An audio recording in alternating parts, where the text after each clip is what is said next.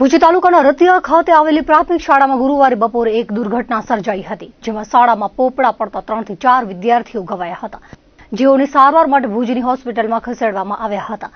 મળતી માહિતી મુજબ ગુરુવારે સવારે આ બનાવ બન્યો હતો। છોકરાઓ લોબીમાં હતા, એ દરમિયાન છતના ભાગ પરથી અચાનક મોટા પ્રમાણમાં પોપડાઓ પડ્યા હતા। નીચે ઉભેલા છોકરાઓને વાગ્યું હતું। એક તબક્કે દોડધામ મચી જતા અન્ય વિદ્યાર્થીઓમાં ભય ફેલાયો હતો। આ બનાવમાં 3 થી 4 બાળકોને ઓછી વતી ઇજાઓ થઈ હતી, જેઓને ભુજની હોસ્પિટલમાં સારવાર માટે લાવવામાં આવ્યા હતા। બનાવને પગલે વાલીઓમાં ઉચાટ ફેલાતા સ્કૂલ અને હોસ્પિટલમાં દોડી આવ્યા હતા। હજુ તો શાળાઓમાં બાળકોની કિલકારીઓ શરૂ થઈ છે, ત્યાં આ પ્રમાણે બનાવ બનતા વાલીઓમાં પણ ચિંતા ફેલાઈ ગઈ હતી।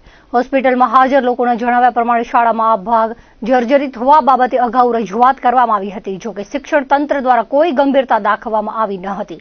વેકેશનના 2 મહિના દરમિયાન પણ કોઈ સમારકામ ન થયું, જેથી શાળા સમિતિની કામગીરી સામે પણ સવાલ ઉઠ્યા છે। આગામી સમયમાં ચોમાસું નજીક છે, ત્યારે દિવાલોમાં ભેજ લાગવાના કારણે આ પ્રમાણે ઘટનાઓ બને તે પહેલા અન્ય શાળાઓમાં પણ તાકીદના ધોરણે સમારકામ કરાવી બાળકોની સુરક્ષાને પ્રાધાન્ય આપવામાં આવે તેવી માંગ વાલીઓમાંથી ઉઠી છે। દરમિયાન બનાવને પગલે શિક્ષણ વિભાગના નિલેશ ગોર સહિતના ઘટના સ્થળે પહોંચી ગયા હતા, જ્યારે અન્ય એક ટીમ જીકે જનરલમાં બાળકોની સારવાર બાબતે પહોંચી હતી। આજે સવારે ઘટના ઘટી છે, બહુ દુઃખદ છે। અને આજે જ્યારે અમે અહીંયા આવ્યા ત્યારે આ બાળકોને બહુ ગંભીર ઇજાઓ હતી।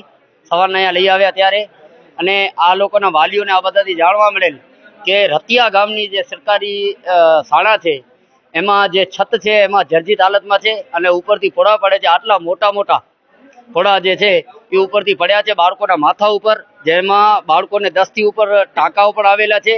એટલે આ બહુ ગંભીર બનાવ છે। શિક્ષણ વિભાગ અને જિલ્લાના મોટા અધિકારીઓ આ બનાવને બહુ ગંભીરતાથી લે અને જેટલા પણ એના જવાબદાર અધિકારીઓ છે બધા એને સસ્પેન્ડ કરે અને જે બાળકોના વાલીઓ છે તેને વળતર આપે, સ્કૂલની તાત્કાલિક રિપેરિંગ કરાવે અને સાથે મોન્સૂન સત્ર છે, આ ચોમાસું આવવાનું છે તો તાત્કાલિક આ બધા સ્કૂલો જે સરકારી છે જર્જરિત હાલતમાં છે બધાની એક સર્વે કરાવે અને બધાની રિપેરિંગ કરાવે। આવી ઘટના બીજી પણ બની શકે છે। આ ઘટના ઘટી આ બહુ દુઃખજનક છે અને સ્કૂલ અમારી બહુ જર્જરિત છે અને સ્કૂલ આખી છત પડી ગઈ એમ છે અને છોકરાને 3 છોકરાને લાગ્યો છે અને એને ટાંકા પણ આવે છે બહુ।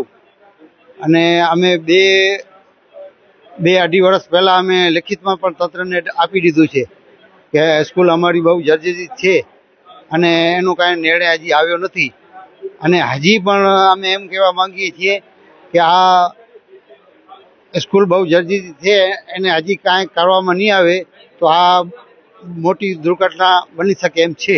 રતિયા શાળામાં જે કમનસીબ જે આપણે દુર્ભાગ્યવશ સવારે 11:30 ની આસપાસ સ્કૂલની લોબીમાંથી પોપડા પડતા 3 બાળકોને જે ઈજાઓ નાની મોટી થઈ છે, એમાં અત્યારે બધા બાળકો સ્ટેબલ છે, કોઈ ગંભીર પ્રકારની કાંઈ એવી ઈજાઓ નથી। એની ખબર અંતર પૂછી લીધા છે અને સારવાર અત્યારે ચાલુ છે એની બાળકોની। શાળા જર્જરિત હતી તે બાબતે જે અગાઉ વાત કરી ઇન્ટરવ્યુ પ્રમાણે એ પ્રમાણે કોઈ પણ શાળા જર્જરિત હોય તો એના માટેના નાકાઈશ્રીના પ્રમાણપત્રના આધારે જિલ્લા કક્ષાએથી મંજૂરી મળે છે અને આવી સ્કૂલોને તોડી પાડવા માટેની કાર્યવાહી કરવામાં આવતી હોય છે।